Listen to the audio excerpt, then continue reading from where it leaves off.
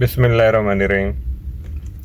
एक बड़ा routine question है जो अक्सर लोग ये रिसर्च और मेडिकल जर्नल से रिलेटेड पूछते हैं, और ख़ास तौर पे वो लोग जो सीपीएसपी के सिस्टम में ट्रेनिंग ले रहे हैं कि वहाँ पे रिसर्च का एक मेकनिज़म है जो कि साइनॉप्सिस और उसके ऊपर डेजर्टेशन का एक प्रोसेस है। तो उसमें अक्सर लोगों का ये सवाल होता है कि क्या वो डेजर्टेशन से आर्टिकल बना के वो पब्लिकेशन करवा सकते हैं। तो वो मैं पर्सनली तो गाइड करता रहता हूँ कि dissertation is a original research.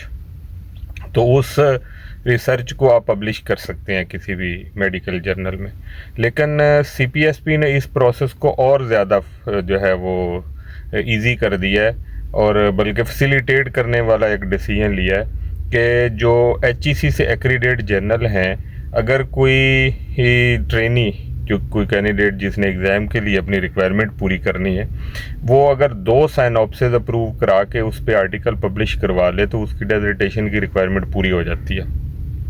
तो मैं स्टूडेंट्स को और ट्रेनीज़ को यही सजेस्ट करता हूँ डिफरेंट अपने जो ट्रेनिंग सेशंस हैं कि बजाय इसके कि आप डेजर्टेशन की तरफ जाएं, आप इनिशियली स्टेप ही आर्टिकल पब्लिकेशन और राइटिंग की तरफ लें। उससे ये आपकी जो दोहरी मेहनत है वो बच जाती है।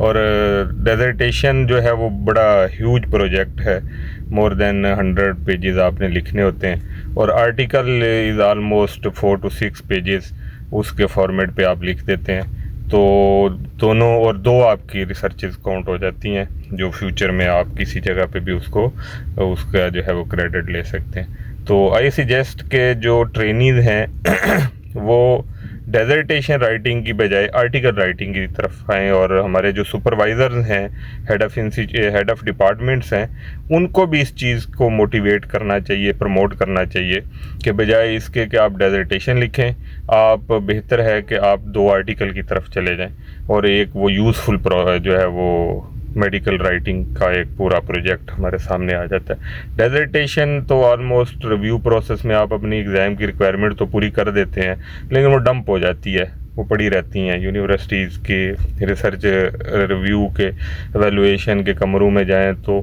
जो है वो वहाँ पे भरे पड़े हैं डेजर्टेशन और थीसिस के साथ।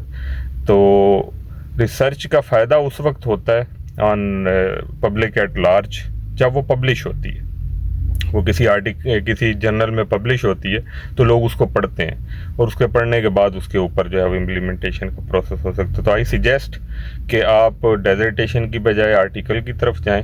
और जो ये क्वेश्चन है कि क्या डेजर्टेशन से आर्टिकल बन सकता है, तो डेफिनेटली बन सकता है। दैट इज़ ओरिजिनल रिसर्च, आप उसको आर्टिकल के फॉर्मेट पे कन्वर्ट करके कहीं पे भी पब्लिश करवा सकते हैं। Thank you.